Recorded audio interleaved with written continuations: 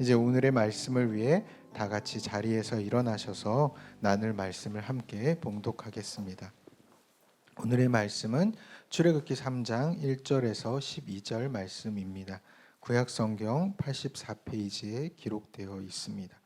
출애굽기 3장 1절에서 12절 말씀 우리 함께 교독하겠습니다. 제가 먼저 읽겠습니다.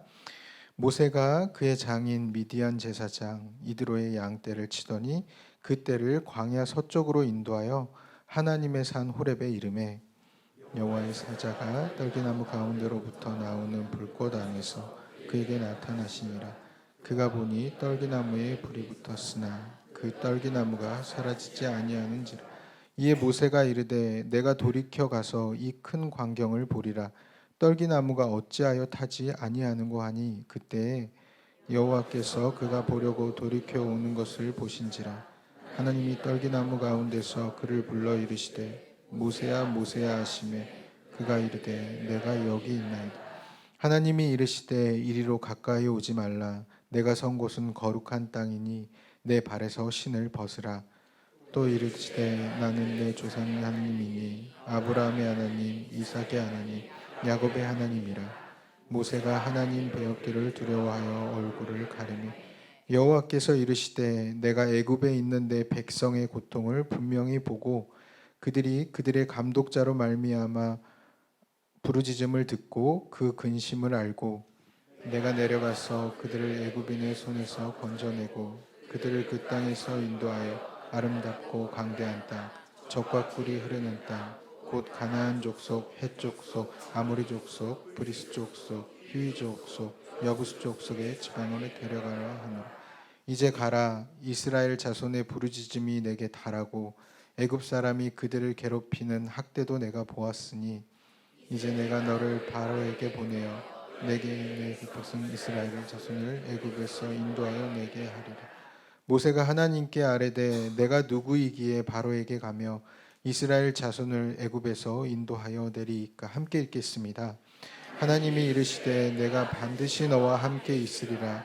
내가 그 백성을 애굽에서 인도하여 낸 후에 너희가 이 산에서 하나님을 섬기리니 이것이 내가 너를 보낸 증거니라.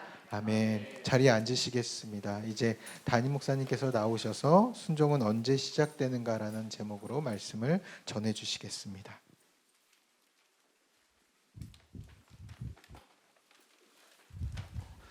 할렐루야. 순전한 교회 주일 예배에 참여하시는 여러분 모두를 주님의 이름으로 환영합니다. 잘 오셨습니다. 사랑하고 축복합니다. 죄송하지만 여기 뒷자리 괜찮으면 저쪽에 계신 분들 요 뒤에 좀 앉을 수 있게 좀 해주시면 좋을 것 같아요. 의자를 좀 앞으로 이렇게 이동해 주셔서 우리 성도님들 저 안쪽에 뒤쪽에서 좀 예배 드리실 수 있도록 의자를 좀 세팅해 주세요. 함께 오늘 정교인 리틀이 이번 주 토요일에 있는 거 아시죠? 아직 신청 안 하신 분들 저는 누군지 다 알고 있습니다. 네, 그러니까 신청 다 해주시고 우리 성도님들 같이 좀 하나 되는 시간 될 수 있도록 함께 기도해 주시면 감사하겠습니다. 다 참석하실 거죠? 네, 오늘 신청하셔야 돼요. 그래서 많이 오셔서 그리고 아직 등록 안 하신 분들 중에 우리 순전한 교회와 함께하길 원하시는 분들 계신다면 그런 분들도 웰컴입니다. 그래서 편하게 함께 참석해서 함께 교제 나누고 함께 귀한 은혜 나눴으면 좋겠습니다. 그 순종 설교를 계속하고 있는데 예배 안내팀 모집한다는 광고를 지금 한 달 넘게 하고 있고 주차 광고를 지금 2주째 하고 있는데 아무도 움직이지 않고 있어요. 그래서 제가 제 마음을 치며 하나님 앞에 회개하고 있습니다. 불같은 말씀 주셔서 우리 성도님들 순종할 수 있게 해달라고. 여러분 굉장히 지금 주차하는 분들이 많이 힘들어요. 그래서 2분에서 3분 정도 필요하다고 하는데 여러분 감동되시면 신청해 주시면 감사하겠습니다. 교회가 또 부담 주면 안 되니까 함께 믿음 안에서 아멘 하시고 함께 말씀 드렸으면 좋겠습니다. 오늘도 하나님을 기대하십니까? 하나님이 우리에게 말씀하실 거예요. 기도하겠습니다. 하나님, 오늘 주님을 기대하고 소망하며 하나님 앞에 섭니다. 이 시간 우리에게 말씀하시는 주여, 모세를 만나주신 것처럼 우리를 만나주셔서 하나님, 우리가 도저히 갈 수 없다고 하는 그것도 담대히 걸어갈 수 있는 힘과 능력을 더하여 주시옵소서. 감사드리며 예수 그리스도 이름으로 기도합니다. 아멘. 모세 이야기를 오늘은 하려고 합니다. 모세의 순종이요. 모세는 출생 때부터 아주 특별한 하나님의 섭리와 보호하심을 경험하며 태어나고 자랐습니다. 애굽 사람들과 함께 지내던 야곱 자손들, 이스라엘 사람들이 번성하여서 나중에 보면 고센 땅에, 원래 애굽에서 고센 땅에 이스라엘 사람들이, 야곱의 자손들이 정착을 했는데, 여기서 이때부터 하나님의 때와 장소와 시기가 되니까 이스라엘 사람들이 팽창하기 시작하는데, 이게 애굽 사람들이 감당할 수 없을 정도로 숫자가 느는 거예요. 나중에는 애굽 사람보다 이 히브리 사람이라고 하죠, 이 이스라엘 사람들이 더 많아지는 거예요. 그러면서 이 많은 어려움들이 오기 시작합니다. 실제로 고대 문헌을 보면 애굽에서 이때 약 430년 동안 종살이를 했잖아요. 이 400년간의 시간의 중간에 애굽 왕조가 바뀝니다. 그런데 그 왕조가 누구냐면 애굽 사람들이 아니라 이방 사람들이 왕조를 이루면서 애굽을 다스린 적이 있었어요. 그런데 많은 고고학자들은 뭐라고 말하냐면 이 사람들이 히브리 사람들이었을 거라고 보는 거죠. 그러니까 주객이 전도되어서 이 애굽 사람들이 아니라 히브리 사람들이 애굽 사람들을 다스릴 위기에 놓인 거예요. 그러고 나니까 애굽 사람들이 살아야 되니까 이 이스라엘 사람들을 강력하게 핍박하기 시작합니다. 핍박하기 위해서 뭘 만드냐면 엄청난 건축물들을 만들기 시작해요. 신전과 왕궁과 피라미드를 만들기 시작해요. 그러면서 사람이 필요하니까 거기서 필요한 노동은 다 히브리 사람들을 시키면서 강제 노역을 시키기 시작합니다. 그런데 그렇게 강제 노역을 시키면 좀 죽고 빨리 사라질 줄 알았는데, 이 애굽 사람들이 볼 때는 이 정도면 되겠지 했는데 히브리 사람들은 더 늘어나는 거예요. 마치 초대교회 로마가 계속 박해하면 박해할수록 교회의 성도들이 늘어났던 것처럼 이스라엘 사람들은 걷잡을 수 없이 부흥합니다. 성장합니다. 막 숫자가 늘어나는 거예요. 그러자 애굽 사람들이 더 엄격하게 이스라엘 사람들을 핍박해요. 그래도 사람의 수가 번성하니까 이제는 애굽 왕이 남자아이는 태어나면 다 강물에 버려 죽여라, 그리고 여자아이들만 살려두라는 끔찍한 명령을 제도화합니다. 그때 모세가 태어나죠. 레위지파 가정에 태어난 모세, 부모가 모세를 낳고 보니까 얘가 너무 이쁜 거예요. 도저히 강물에 애를 버릴 수가 없는 거예요. 그래서 몰래 3개월 동안 키웁니다. 근데 이 3개월 정도 지나고 나면 애가 아무 때나 진짜 막 울잖아요. 아이를 감출 수가 없는 거예요. 더 이상 감출 수 없게 되자 이때 갈대 상자에다가 역청과 그리고 나무진을 칠해서 거기 갈대 상자를 쉽게 말하면 방수 처리를 합니다. 이 역청이 어디 나오냐면 노아 홍수 때 노아가 나무로 방주를 짓고 나서 죽으라고 한 게 뭐냐면 역청과 나무진으로 이 방주를 감싸는 것이었습니다. 그래야 물이 들어오지 않기 때문에 그렇게 작업을 하는데, 사실은 그러는 것처럼 이 갈대 상자에 이 역청을 탁 바르고 아이를 갈대 사이에다가 그 상자를 싹 고정시켜 놓습니다. 우리가 이 이집트 왕자 그 애니메이션 때문에 어떤 오해가 있냐면, 또 노래도 막 그런 노래, 뭐 너를 떠나 보낸다 막 이런 노래가 있잖아요.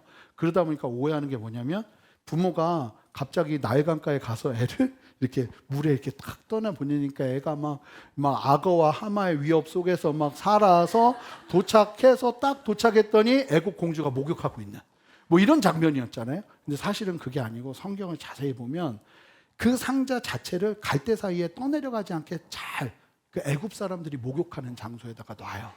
누군가 데리고 가도록. 그리고는 딸 미리암이 몰래 지켜봅니다. 왜냐하면 위험해지면 안 되니까. 그때 애국 공주가 마침 하나님의 섭리 안에서 목욕하러 왔다가 그 아이를 본데 애가 너무 이쁜 거예요. 그래서 애를 데리고 가려 하는데 이 젖을 먹여야 되잖아요. 근데 젖을 먹일 유모가 필요한데 그때 미리암이 기지를 발해서 엄마를 유모로 소개를 해서 엄마가 이 아이를 그러니까 엄마의 젖을 먹고 자란 거죠, 모세가. 그러면서 이제 젖을 떼게 되니까 애국 공주의 자녀가 되어 입양을 합니다. 그래서 왕자가 되어 특권을 누리며 성장하게 돼요. 근데 모세의 이름의 뜻이 뭐냐면 내가 물에서 건졌다는 뜻이에요. 그러니까 누가 봐도 모세가 이 애국 공주의 친아들이 아니라는 건 자기도 알았을 테고 사람들도 알았겠죠. 모세라는 이름도 하나님의 섭리 아닙니까? 하나님께서 이스라엘을 건지시기 위해 물에서 건진 모세를 부르신 겁니다. 모든 이름엔 다 의미가 있습니다. 근데 보면 그렇게 모세가 이 애굽 왕실에서 왕실 교육을 받으면서 40년의 시간 동안 성장합니다.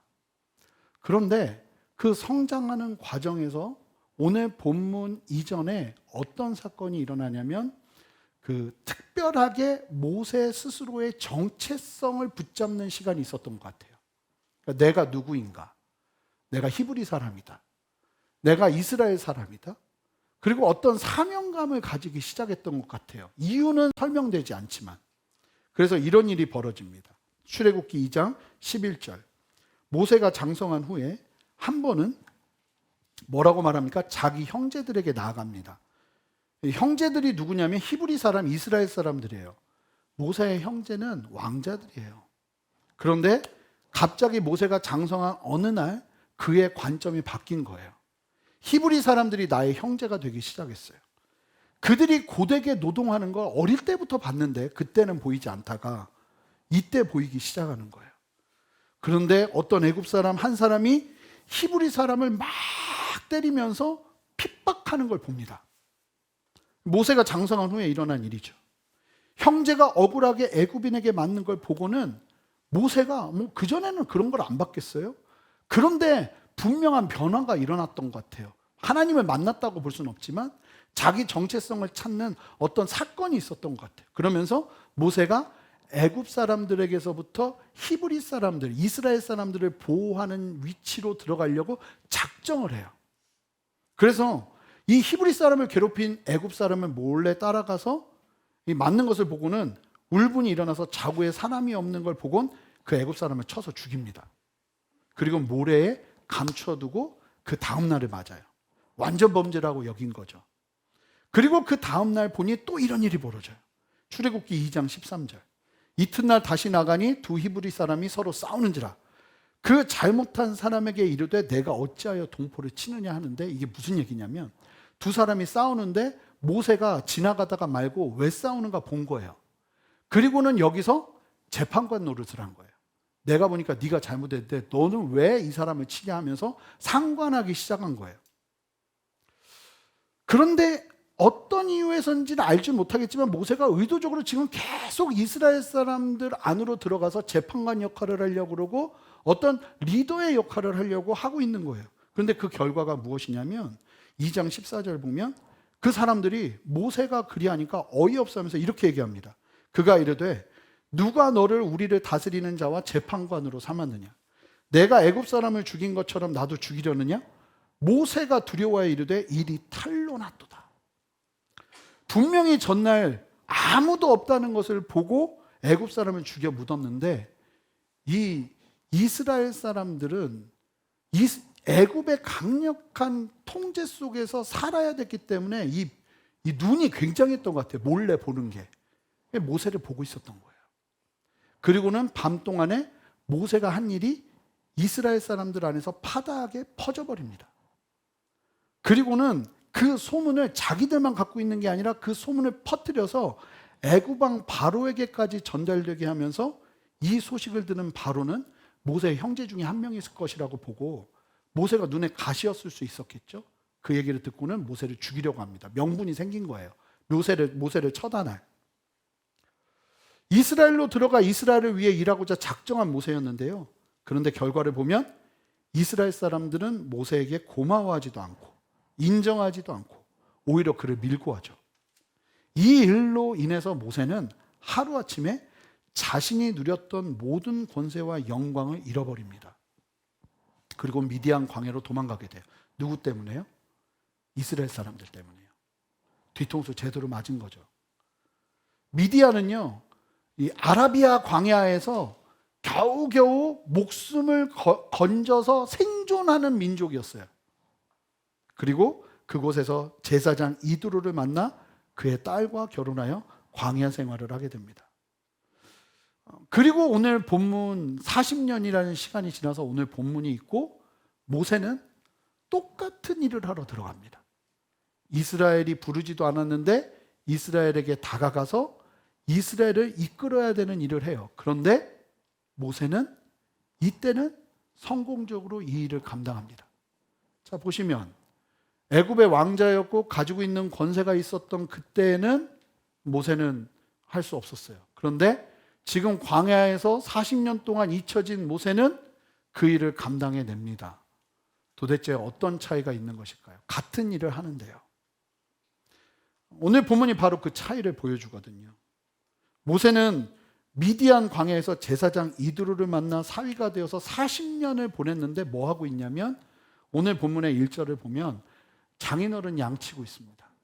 40년 동안 모세가 뭔가 열정적으로 야곱처럼 내 재산을 읽어보리라 하는 마음도 없었던 거예요. 그냥 세워라 내워라, 어찌 보면 세월이 흘러가는 대로 내가 맡은 일 최선 다해서 걸어가고 있는 게 전부였죠. 그러던 그가 인생의 전환을 맞는 사건을 맞게 됩니다. 2절 말씀입니다. 함께 2절 말씀을 읽어보겠습니다. 여러분이 읽어주세요. 시작.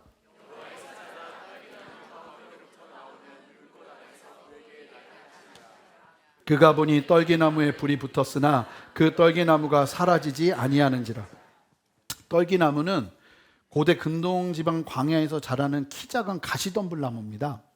우리는 익숙하지가 않은데 로뎀나무랑 굉장히 비슷해요. 로뎀나무 지난번에 한번 보여드렸는데 그냥 얇은 줄기들이 막 퍼져 있는 거잖아요. 떨기나무는 나무가 이렇게 솟으면 높지도 않고 얇은 줄기들이 막 퍼져 있는 가시덤불나무예요. 이 나무의 특징은 불만 붙으면 금방 타 없어지는, 쉽게 말하면 장작의 어떤 땔감의 시작점에서 넣기 좋은 나무가 이 떨기나무였습니다. 그런데 놀라운 사실이 뭐냐면 그 불에 잘 타는 나무에 불이 붙었는데 나무가 사라지지 않는 거예요. 계속 건재한 거예요. 즉 초자연적인 현상을 통해 하나님께서 모세를 만나주고 계시는 거죠. 하나님께서 떨기나무에 불로 임하시자 떨기나무가 타들어가지 않습니다. 여러분, 이거는 떨기나무가 특별해서가 아니라 불이 특별했기 때문입니다. 불은 바로 하나님을 상징하죠. 떨기나무는 누구를 상징할까요? 사실은 모세의 모습 아니었겠어요? 떨기나무같이 가시덤불같이 이미 다 생명력을 잃은 것 같은, 불 조금만 붙어도 다 타 없어질 것 같은 그 떨기나무가 바로 모세의 모습 아니었겠습니까? 아니, 이스라엘의 모습이기도 했을 겁니다. 400년 동안 종살이하면서 무슨 열매가 있었겠습니까? 그런데 그 이스라엘과 모세와 같은 떨기나무에 하나님의 불이 임하자 그 떨기나무는 죽지 않습니다. 그 불을 담아냅니다. 하나님은 앞으로 모세와 이스라엘에게 행하실 일을 이 불타는 떨기나무 형상으로 나타나셔서 보여주고 계신 거예요. 여러분, 이 부분에서 우리가 적용점 찾을 수 있어요. 보면요, 하나님이 우리를 처음 만나 주실 때 그 장면이 굉장히 상징적인 때가 많아요. 보시면 이 불같이 하나님을 만나잖아요. 그러면 그 사람이 보면 좀 불같이 사역을 해요. 그리고 잔잔하게 하나님을 만나잖아요. 또 보면 그 사람이 그렇게 만난 대로 하나님 앞에 쓰임 받더라고요. 모세가 불같은 하나님의 역사를 보고 나니까 모세의 인생이 떨기나무와 똑같은 걸음을 걷게 됩니다. 그래서 아직 예수님을 내가 인격적으로 못 만났다는 분들은 좀 사모하면서 기도하시기 바라요. 내가 불과 같이 주님 만나기 원합니다. 하나님 뜨겁게 주님 만나기 원합니다. 할 수만 있다면 그게 좋지 않겠어요? 뭐 잔잔히 만나도 하나님께 쓰임 받을 수 있지만요. 그리고 하나님이 지금 나타난 모습은 후에 모세가 살아갈 모습입니다. 하나님 앞에서 여전히 사그라들지 않고 하나님의 불을 담아내며 살아가는 거예요. 다시 본문으로 보면 모세가 그 신기한 떨기나무로 향합니다. 그러자 하나님께서 말씀하시기 시작해요. 자, 4절을 보시면 여호와께서 모세가 그 떨기나무가 신기해서 보려고 돌이켜 오는 것을 보신지라 하나님이 떨기나무 가운데서 그를 불러 이르시되 모세야 모세야 하시면서 이야기하십니다. 모세가 떨기나무 앞으로 오자 하나님께서 그를 부르시는데 마치 모세를 알고 있는 것처럼 부르세요. 모세야 모세야. 모세는 하나님을 몰랐어도 하나님은 모세를 너무 잘 알고 계시죠. 여러분, 창세전부터 하나님은 모세를 알고 계셨어요. 그러니 친밀하게 부르시는 거예요. 여러분, 하나님이 우리를 이렇게 부르세요. 모세야 모세야 하는 것처럼 여러분들은 하나님 잘 몰라도요, 하나님은 여러분들을 너무 잘 아십니다. 그러자 하나님께서 모세에게 더 말씀하시기 위해서 필요한 작업을 하십니다. 자, 5절 말씀 함께 읽습니다. 시작. 하나님이 이르시되 이리로 가까이 오지 말라. 내가 선 곳은 거룩한 땅이니 내 발에서 신을 벗으라. 여러분, 하나님께서 모세에게 더 말씀하고 싶을 때 모세가 준비되지 않아서 하나님이 더 함께 하실 수 없는 영역은 가르쳐 주세요. 신 벗어야 된다고. 너 하나님 앞에 지금 있는 거니까 신을 벗고 내 앞에 서라고.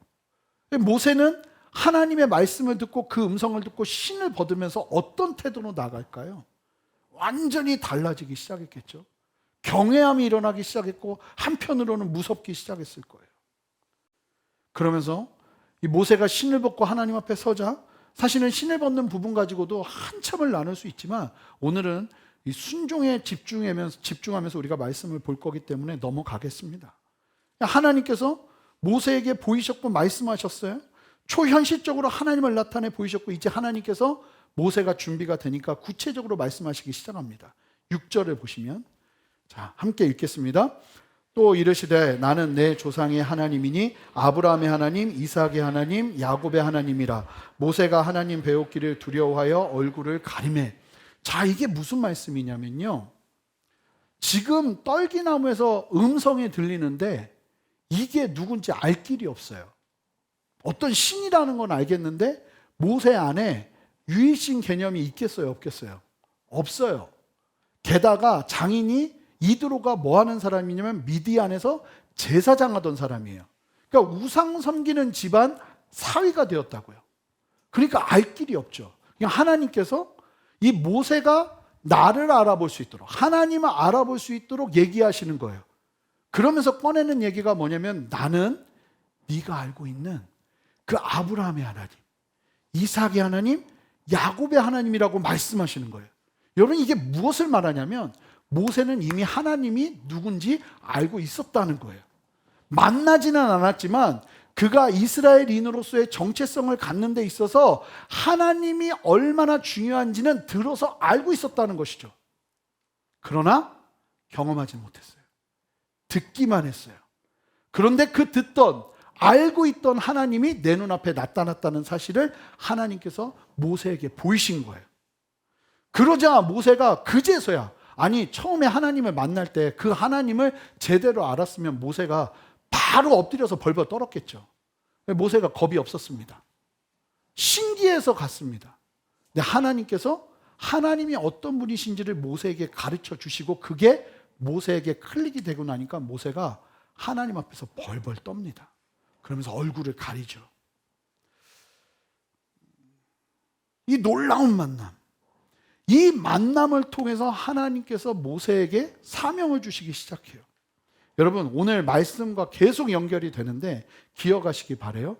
하나님의 강력한 임재와 만남은 반드시 사명과 연결됩니다. 이사야 7장에서도 환상 중에 천상의 예배를 이사야가 경험하죠. 그때 누가 시키지도 않았는데 자연스럽게 이사야가 무엇을 하기 시작합니까? 순종하기 시작하고 하나님의 말씀 가운데 사명을 갖기 시작합니다. 예수님을 구주로 만난 사람들마다 시키지도 않았는데 동네를 돌아다니며 소리를 치며 구주를 만났다, 메시아를 만났다 외치기 시작합니다. 자발적인 순종은 참된 만남 속에서 일어나는 거예요. 누구와요? 하나님과의 만남이요. 그러면서 7절에서 9절을 보시면 하나님께서 이스라엘 백성들의 고통과 부르짖음을 들으셨고 여기서 플러스 애굽 사람들이 이스라엘 백성들을 얼마나 괴롭히는지를 내가 보았다고 그래요. 우리가 인생을 살면서 하나님 앞에 설 때 하나님이 우리를 아세요. 어디까지 아시냐면 내가 고통받는 자리, 나를 괴롭히는 사람들까지도 아세요. 하나님이 다 아신다고 하시면서 내가 이스라엘 백성들을 이끌 거라고 해요. 여기까지는 이 모세가 하나님이 하신다니까 그런가 보다 하고 들었겠죠. 그런데 하나님이 분명히 보시면 7절에서 9절까지를 보시면 내가 애굽에 가서 이스라엘 백성들을 끌어내겠다고 하셨는데 그 내가 가서 끌어내겠다고 하는 구체적인 프로젝트를 펼쳐 보이시는 게 10절이거든요.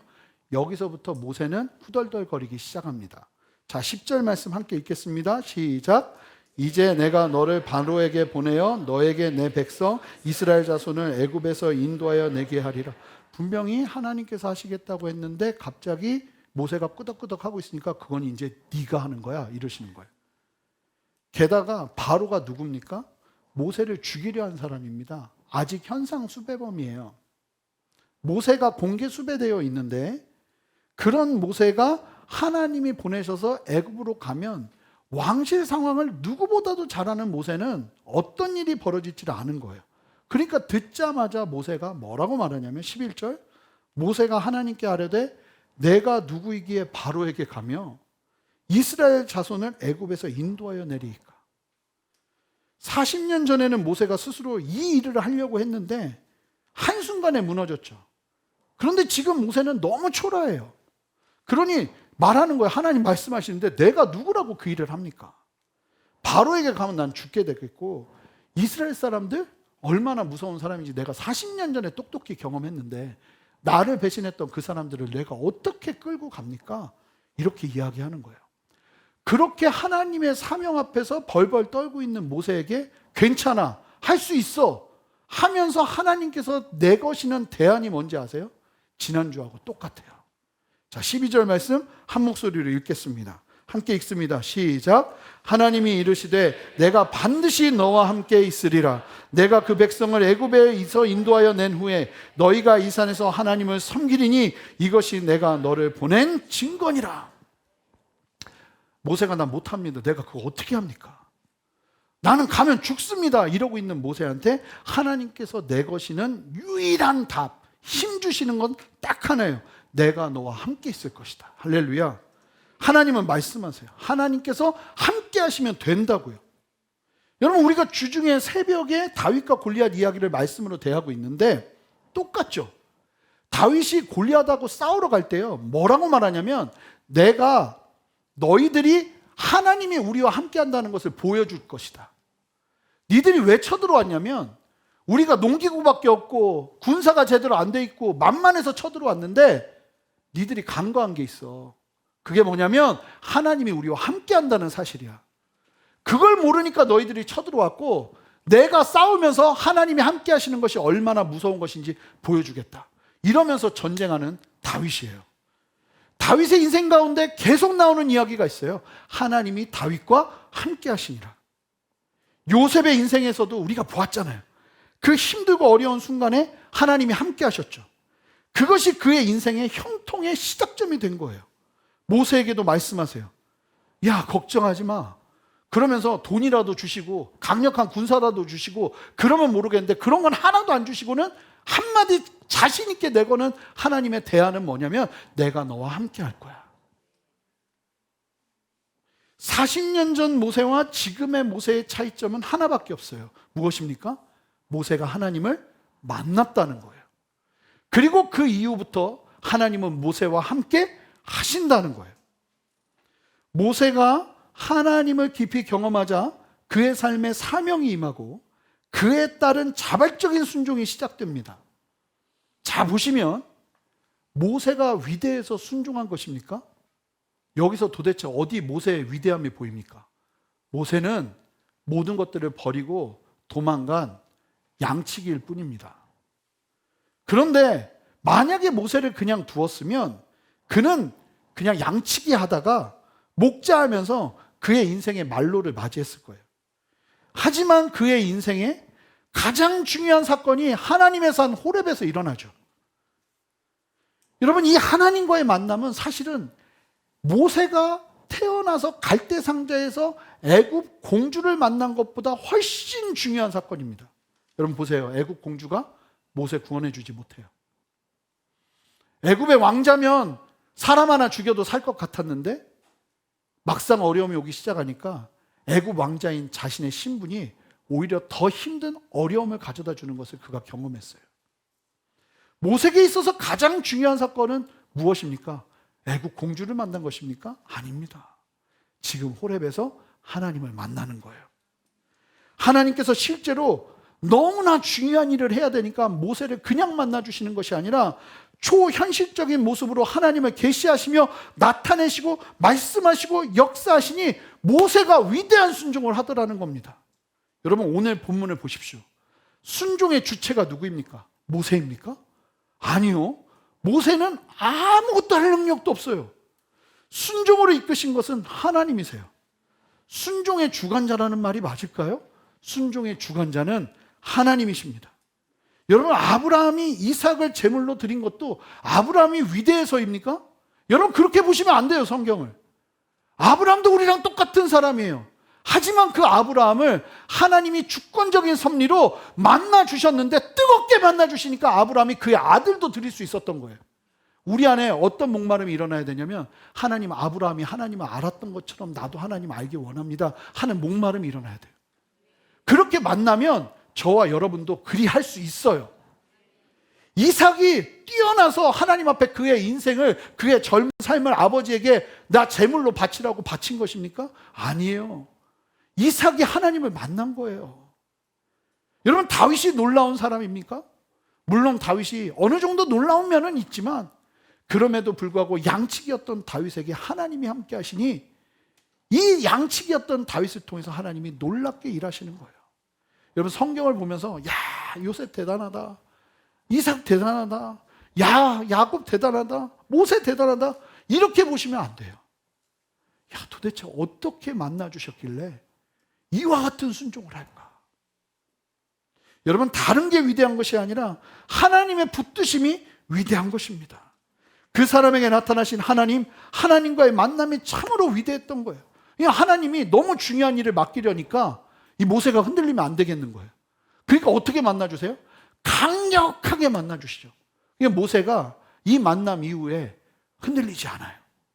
너무 분명하게 하나님을 만나고 나니까 흔들리질 않아요. 보면 하나님을 만날 때 어떤 분들은 은사와 함께 하나님을 만나요. 마치 떨기나무에서 불이 타오르는 것처럼 내가 경험해보지 못한 은사로 하나님을 만나는 경우가 있어요. 보면은 그렇게 만나면서 하나님이 확실히 증거된 사람들, 저는 하나님 만날 때 그런 은사도 있었지만 진짜 기적적인 일들이 있었어요. 그러고 나니까요, 그 만남이 너무나 분명하니까 제가 뒷걸음질을 치지 않더라고요. 아무도 그런 생각 안 하시겠지만 제가 위대해서 그랬겠습니까? 아니요. 하나님이 너무 분명하게 저를 만나주신 거예요. 그러니까 정말 의지도 약하고 뭐 하나 제대로 하는 것도 없는 그 어린아이가 하나님을 붙잡기 시작하고 하나님을 따르기 시작하는 거예요. 순종의 영원한 연료가 뭔지 아십니까? 하나님과의 만남입니다. 이 영역에서 우리가 살아있을 때 순종이 온전해지는 거예요. 여러분 모세가 잘 보시면 그의 걸음에 순종이 더해지고 풍성해지거든요. 그러면서 모세의 인생 가운데 함께 일어나는 특징이 있어요. 그게 뭔지 아세요? 하나님을 더 깊이 만나요. 맨 처음에는 막 모세가 하나님 등허리 보고 싶다고, 얼굴 보고 싶다고 했더니 하나님 뒷모습을 보잖아요. 등허리라고 하면 웃긴데 뒷모습을 봐요. 그리고는 여기서 멈추지 않아요. 모세가 성막이 건축되고 하나님 앞에 그 성막으로 들어가는데 하나님의 임재가 너무 강력해서 그전에는 산에 갔다가 올라와서 내려왔는데 얼굴에서 빛이 너무 나니까 얼굴을 천으로 가려야 되는 일들까지 일어나죠. 그러니까 하나님을 만나는 그 하나님의 임재와 하나님의 역사하심의 그 경험들이 깊어지고 넓어져요. 그러면서 순종이 함께하는 거죠. 그러니까 이 순종이 건강해요. 모세가 굉장히 위험한 자리에 있었어요. 모세가 말하는 대로 다 이루어졌습니다. 그러면 자칫 잘못하면 모세가 왕 됩니다. 모세가 하나님 되고요. 그런데 모세가 그 걸음 속에서도 철저하게 하나님의 걸음을 걸어낼 수 있었던, 순종의 걸음을 걸어낼 수 있었던 이유는 모세가 위대해서? 아니요, 하나님이 모세와 함께 하셨기 때문이에요. 우리에게도 하나님의 특별한 임재를 보는 것이 필요하고 하나님과의 만남을 경험하는 시간이 필요해요. 하나님 앞에서 내 신을 벗고 하나님이 나를 만나주시는 하나님의 산 호렙이 필요해요. 여러분 예배가 그런 자리가 되어야 합니다. 그러기 시작할 때 여러분 순종, 오늘 순종 설교 제목처럼 순종은 언제 시작됩니까? 하나님과의 만남의 자리에서 시작됩니다. 여러분 우리의 자녀들이 순종의 자녀들이 되기를 원하시나요? 먼저 하나님 만나야 돼요. 제가 우스갯소리가 아니라 진짜 기도하는 거예요. 하나님, 이번 겨울 수련회에도 제가 어제도 말씀드렸지만 겨울 수련회에도 새벽 예배 때 말씀 나눴지만 겨울 수련회 때 1박 2일밖에 안 되는 거예요. 근데 얘네들이 막 성령 체험했으면 좋겠고 하나님 만났으면 좋겠고 방언도 터졌으면 좋겠고. 근데 이제 금요일 날 저녁에 애가 전화가 왔단 말입니다. 첫째는 방언 받았다고 둘째는 은혜 받을 수 있도록 기도하라고 하고 끊어버렸단 말입니다. 너무 당황해서 이제 막 어떤 일인가 하고 이제 새벽 예배 끝나자마자 갔죠. 그랬더니 막 애들이 막 기도하고 막 이러고 있을 줄 알았는데 다 자빠져서 놀고 있더라고. 애들은 애들이니까. 근데 얘기를 들어보니까 첫날 저녁만 하고 가는데 그날 저녁에 애들이 하나님의 깊은 만지심을 경험한 애들이 꽤 많은 거예요. 실제로. 그럼 이게 왜 중요한지 아세요? 이게 없이 아무리 순종하라고 그래도 그러면 모세 같은 순종밖에 못해요. 열정을 가지고 세상에 뛰어들어도 뒤통수 맞고 쓰러지고 미디안 광야 가서 나 아무것도 못해 이런 일들이 벌어집니다. 그런데 능력이 중요하죠. 능력과 그 모든 것들을 뛰어넘어서 하나님만 제대로 만난다면 이 아이들의 그 다음은 하나님이 책임지세요. 할렐루야. 아이들 뿐이겠습니까? 우리도 마찬가지죠. 그러니까 순종은요, 뭐가 강조돼야 되냐면 순종이 강조돼야 되는 게 아니고요, 하나님의 임재가 강조돼야 돼요. 하나님의 영광이 강조돼야 돼요. 하나님을 만나는 시간이 강조돼야 돼요. 그래야 이 순종이 즐겁고 행복해요. 그런데 이 순종이 우리의 인생의 주가 되잖아요. 그러면 굉장히 불행한 신앙생활을 합니다. 어떤 분들은 예수를 믿는데 이게 항상 아골골짝 빈들해요. 어디든지 가오리다 뭐 이런 마음으로 살아요. 말이 그렇지 365일 어떻게 아골골짝 빈들해서 살아요. 너무 힘들죠. 지치죠. 사람이 어떻게 그렇게 삽니까? 아골골짝 빈들도 기뻐하고 즐거워할 수 있어요. 뭐 쉽지는 않지만 어떻게 그 일이 가능하냐면 하나님의 임재가 우리 안에 살아있으면 가능해요. 모세는요, 순종을 위해서 산 사람이 아니라 하나님의 얼굴을 보기 위해서 산 사람이에요. 그렇게 사모하기 시작하잖아요. 하나님이 반드시 그 심령들을 붙잡으십니다. 본문은 옛날 얘기가 아니에요. 지금도 살아계셔서 역사하시는 하나님의 생명의 말씀이에요. 오늘도 이곳이 하나님의 산 호렙이 돼야 되는 이유는 여기서 하나님을 만나는 은혜가 우리 안에 충만하지 않으면요, 그 다음 순종은 참 힘들어져요. 그러니까 우리가 날마다 모일 때마다 어떤 은혜가 있어야 돼요? 하나님이 나를 만져주시고 붙들어주시고 세워주시고 성령의 충만으로 나를 붙잡아주시는 은혜가 필요한 거죠. 그러니까 은혜를 사모해야 돼요. 모이는 성도들은 은혜를 사모해야 돼요. 제가 지난주에 소식을 하나를 접했어요. 목사님 하면서 저한테 소식을 전해주셨는데 제가 깜짝 놀라고 막 가슴이 뛰는 거예요. 미국의 켄터키주에, 켄터키면요 시골이에요. 켄터키 프라이드 치킨 나온 데거든요. 그러니까 진짜 시골 중에 시골이에요. 그 켄터키주의 윌모어라는 지역에 에즈버리 대학에서 놀라운 일이 벌어지고 있어요. 지금 2023년 2월 8일, 그러니까 12일 전부터 이 학교에서 일이 벌어졌는데, 원래 이 학교는 일주일에 3번 정기적인 예배를 드렸대요.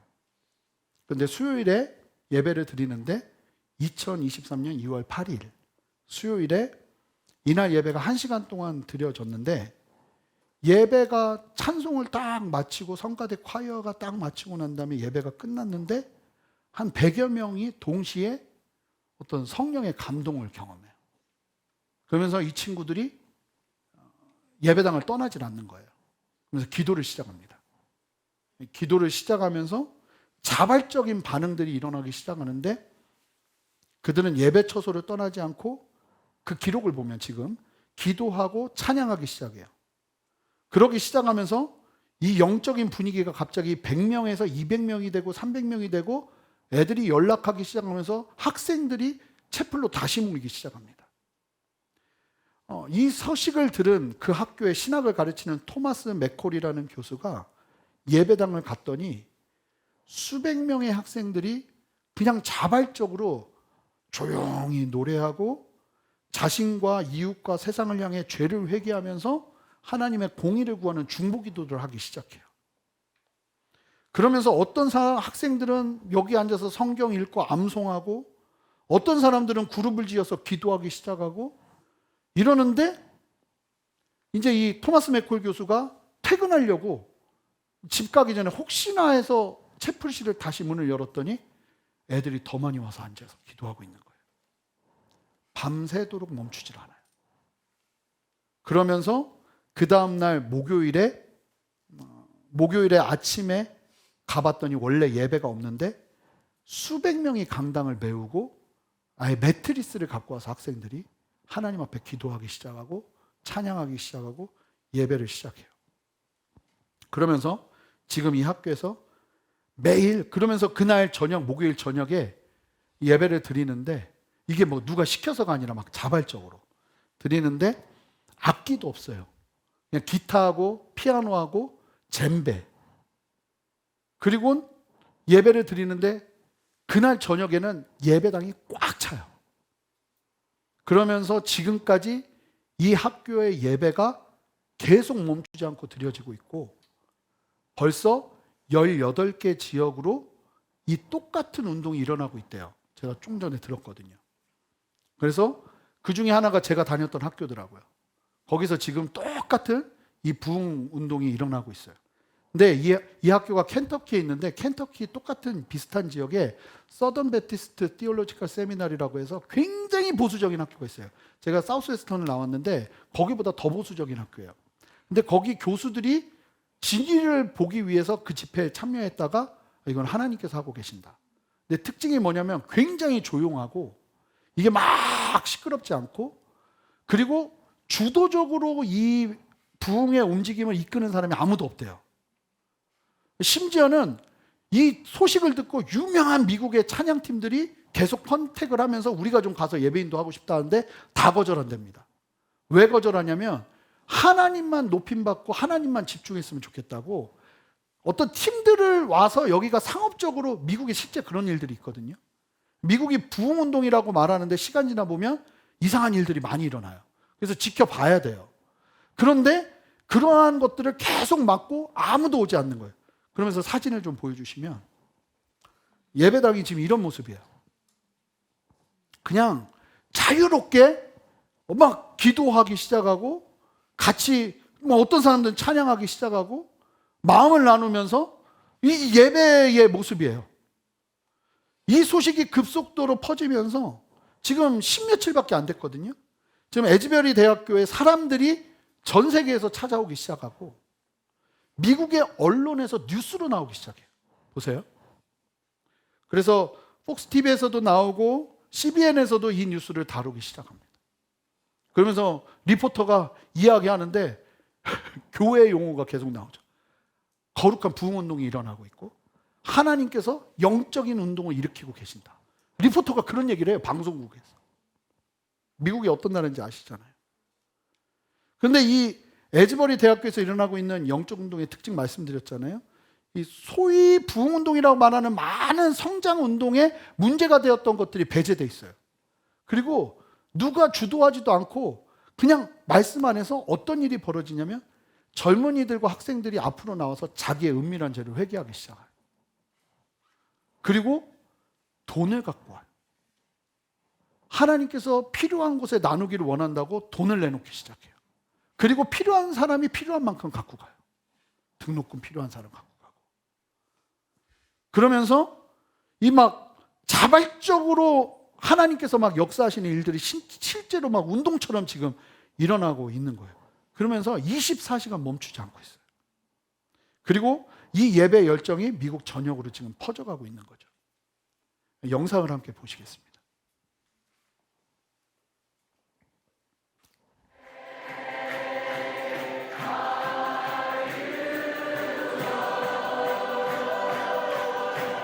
지금 보시면 기타하고 젬베밖에 없어요. 뭐 찬양인도도 유명하지 않아요. 그냥 아무나 이 준비된 팀들이 나와서 그냥 인도하면서 예배하는 거예요. 근데 이게 자발적으로 일어나는 일이죠.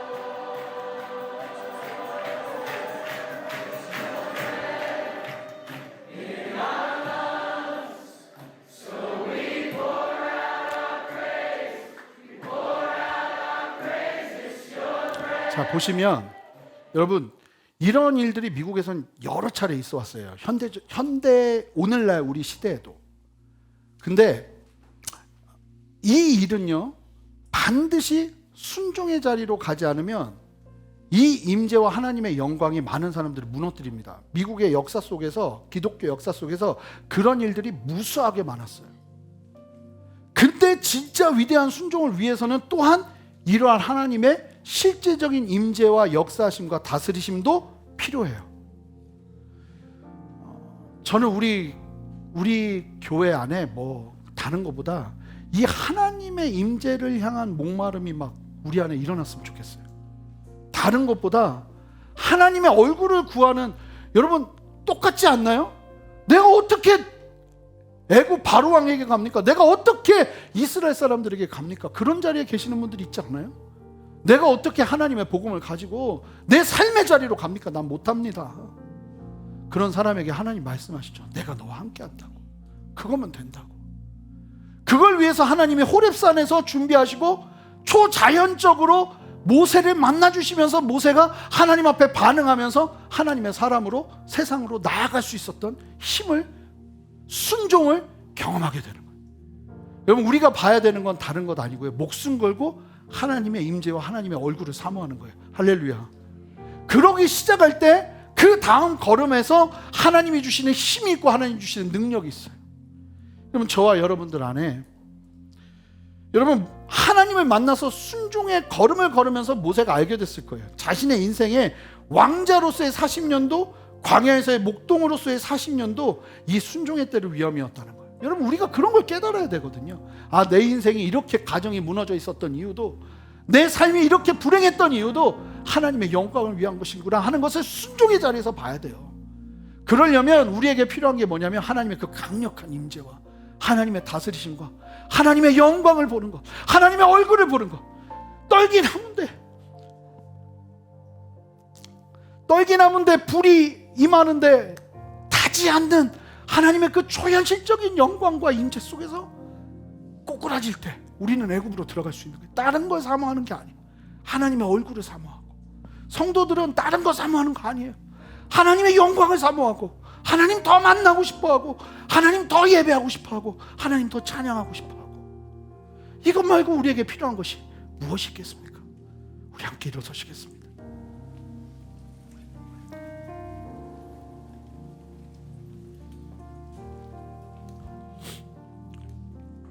우리 함께 두 손을 들고 기도하겠습니다. 기도할 때 하나님, 이 시간 우리의 마음에 찾아오셔서 우리는 그냥 지나가려 하는데 궁금해서 견딜 수 없는 하나님의 그 떨기나무의 임재가 이 시간 우리에게 있어지기를 원합니다. 내 인생이 그렇게 양치고 있는데 나에게 찾아오시는 호렙산의 은혜가 이 시간 이 자리에서 임하기를 원합니다. 주여, 나를 만나 주시옵소서. 나와 함께하여 주시옵소서. 하나님의 거룩한 일을 사모하며 하나님의 얼굴을 구하는 우리가 되게 하여 주시옵소서. 감사드리며 예수 그리스도 이름으로 기도합니다. 아멘. 우리 함께 찬양하며 나가겠습니다.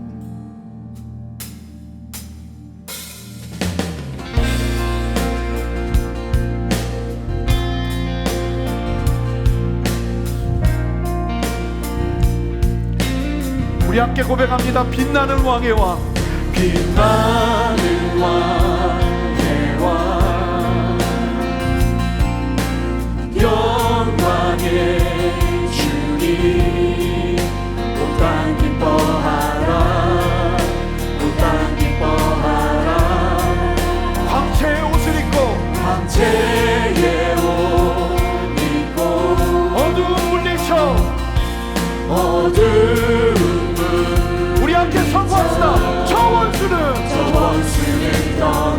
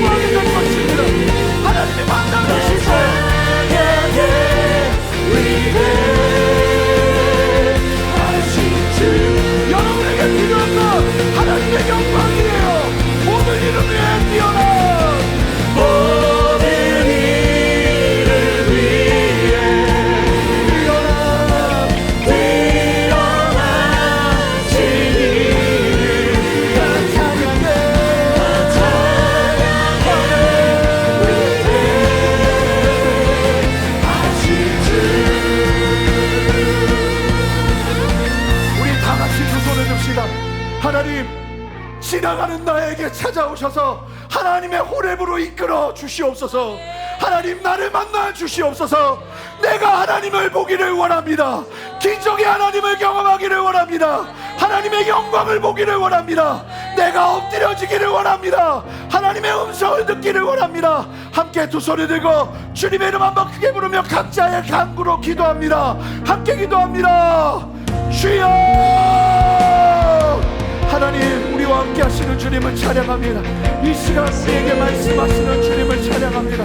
성령이여 역사하시고 아버지를 인도하시고 함께 하셔서 아버지를 말씀하셔서 아버지의 주님만 바라보며 믿음 위에 담대히 서는 은혜를 허락하여 주시옵소서. 아버지 만나 주시옵소서. 이 시간 주님을 만나게 하시옵소서. 여기서부터 시작되는 순종의 걸음을 보게 하시옵소서. 불처럼 바람처럼 성령여 임하시옵소서. 불처럼 바람처럼 성령여 임하시옵소서. 더 충만하게 말씀하시고 역사하여 주시옵소서. 하나님의 얼굴을 보게 하시고 하나님의 얼굴을 사모하게 하시고 아버지는 이것이 남의 이야기가 아니라 나의 이야기가 될 수 있도록 하나님 이 시간 만져주시기를 원합니다. 하나님 만나주시기를 원합니다. 더 기도합시다. 더 기도하세요. 하나님 앞에 여러분들의 마음을 올려드리며 기도하십시오. 여러분들의 중심을 바꾸세요. 여러분들의 시선을 바꾸세요. 하나님 앞으로 바꾸세요. 할렐루야. 하나님의 영광을 향해 나아가세요. 하나님의 이름을 향해 나아가세요. 하나님의 임재가 있는 자리로 나아가세요. 하나님 역사하실 거예요. 할렐루야. 주님 역사하시옵소서. 다스리시옵소서. 하나님 이 시간 말씀하시옵소서. 더 뜨겁게 말씀하시옵소서. 더 뜨겁게 역사하시옵소서. 하나님을 향한 감사 목마름과 임재를 향한 간절함과 우리 안에 일어날 수 있도록 주여 역사하옵소서. 하나님 세일을 행하시는 주님을 찬양합니다. 하나님 내 안에 역사하여 주시옵소서. 내 안에 함께하여 주시옵소서. 아멘. 우리 두 번째로 기도할 텐데, 하나님, 내가 떨기나무입니다. 하나님, 내가 불타고 있고 내가 사그라지고 있고 내가 연약해지고 있습니다. 하나님, 다른 불이 내 안에 있기 때문입니다. 하나님, 내게 찾아오셔서 성령의 불로 함께하여 주시옵소서. 아버지의 불로 나를 태워 주시옵소서. 아버지의 불로 나를 붙잡아 주시옵소서. 이 시간 기도할 텐데, 여러분 방언으로 기도할 수 있는 분들은 방언으로 기도하세요. 은사를 사모하며 기도하세요. 이 시간 함께 두 손을 들고 주님의 이름 한번 크게 부르며 기도합니다. 주여! 주여 말씀하여 주시옵소서. 하나님 이 시간 역사하여 주시옵소서. 아버지 단물이 떠나게 하시고 아버지 거룩한 물을 성령의 물이 받는 역사를 하여 주시옵소서.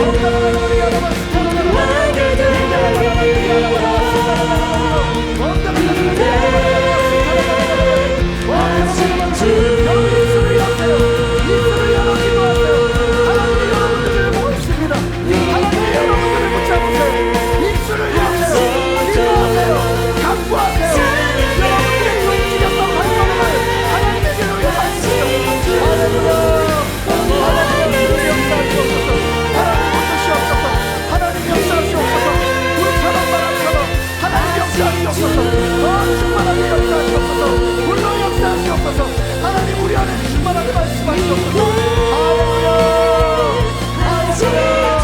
하나님 우리를 태워주시옵소서. 주의 물로 태워주시옵소서.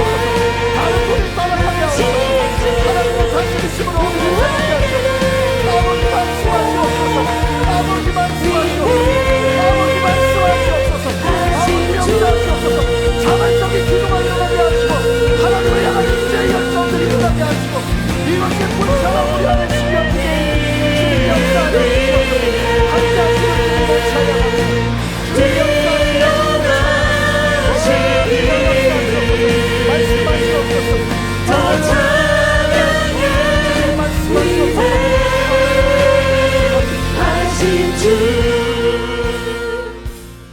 하나님, 이 시간 우리에게 임하셔서, 이 시간 우리에게 불같이 임하셔서, 하나님 우리가 세상의 불로 사그라지지 아니하고 하나님의 뜻과 하나님의 마음을 이루며 나아가는데 부족함 없는 하나님의 백성으로 서기를 원하오니 주여 역사하여 주시옵소서. 하나님, 우리는 주일을 어떻게 옵니까? 하나님을 만나는 기대와 사모함과 소망함과 하나님의 임재를 바라보는 거룩한 열정들이 우리 안에 필요한 줄 믿습니다. 하나님, 예즈벨이 대학의 부흥운동처럼 목사에 의해서 이루어지는 것이 아니라 목마른 성도들의 그 갈급함으로 시작되는 그 아름다운 부흥이 우리 교회에서도 있어지기를 소망합니다. 하나님의 얼굴을 사모하는 자들, 하나님의 얼굴을 간절히 구하는 자들이 함께 두세 사람이라도 모여 기도하기 시작하고 하나님의 마음으로 엎드리기 시작하며 하나님께서 행하시는 당신의 일들을 보기를 원합니다. 사람이 영광 받는 것이 아니라 하나님만 영광 받는 주의 임재의 초소가 이 자리가 되기를 소망합니다.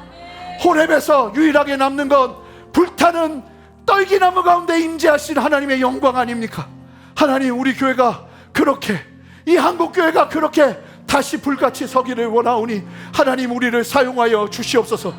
이 시간 하나님의 사명의 자리에 있어야 하는데 미디안 광야에서 소망 잃어버리고 희망 잃어버리고 부르심 잃어버리고 그저 장인이 주는 양치면서 살고 있는 모습이 지금 나의 모습은 아닌지, 주님, 나를 향해 모세야 모세야 부르시며 나에게 모든 것을 보이시고 세우시는 아버지 하나님의 그 친밀한 만남과 역사하심과 다스리심이 우리 성도님들에게 있어지기를 원하오니 나를 부르시는 주님 앞에 믿음으로 반응하며 하나님을 더 깊이 만나는 은혜의 역사로 우리를 이끌어 주시옵소서. 성령이여, 새벽에 부어주시고 주일에 부어주시고 하나님을 예배하는 자리에서 부어주시옵소서. 하나님의 은혜 없이는 우리는 애굽으로 갈 수 없습니다. 하나님의 임재 없이는 우리는 이스라엘 사람들에게 갈 수 없습니다. 하나님, 그 자리 감당할 수 있도록 하나님, 호렙의 영광을 우리에게 허락하여 주시옵소서.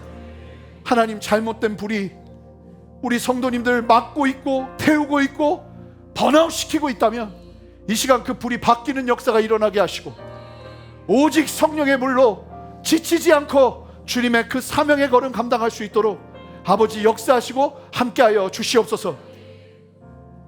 우리 다 눈을 감고 특별히 내 안에 이 잘못된 불이 떠나가기를 원하고 하나님의 불이 내 안에 임하기를 원합니다 하는 분들만 두 손을 드시기 바랍니다. 주여, 이 시간 손을 들고 하나님 앞에 간구하는 성도님들 주님 기뻐 받아주시고 하나님, 그 마음 중심 가운데 성령의 불을 허락하여 주셔서 지치지 않고 걸음 걸어낼 수 있는 하나님의 강력을 보게 하여 주시옵소서. 그렇게 새 일을 행하시는 주님 찬양합니다. 시작이 되게 하시고 하나님 마음껏 역사하시고 하나님 거룩한 순종을 위한 위대한 하나님의 임재를 우리 모두가 경험하며 나아가는 은혜, 사모하는 은혜 허락하여 주시옵소서. 그렇게 새 일을 행하시는 주님 찬양하고 감사드리며 예수 그리스도 이름으로 기도합니다. 아멘. 우리 주님께 영광의 박수 올려드리겠습니다. 할렐루야. 우리 더 큰 박수로 주님 찬양합니다. 할렐루야. 네, 우리 봉헌하며 나갑니다.